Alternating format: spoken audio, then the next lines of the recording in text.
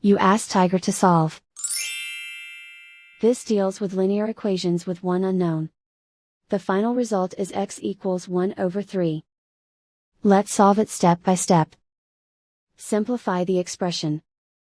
Expand the parentheses. Group like terms. Group the coefficients. Convert the integer into a fraction. Combine the fractions. Combine the numerators. Swap sides.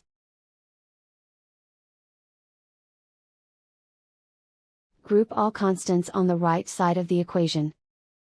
Subtract 5 over 2 from both sides. Combine the fractions. Combine the numerators. Reduce the zero numerator. Simplify the arithmetic. Convert the integer into a fraction.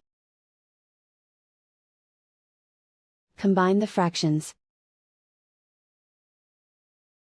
Combine the numerators. Isolate the x. Multiply both sides by inverse fraction 2 over -9. Move the negative sign from the denominator to the numerator. Group like terms. Multiply the coefficients. Simplify the arithmetic.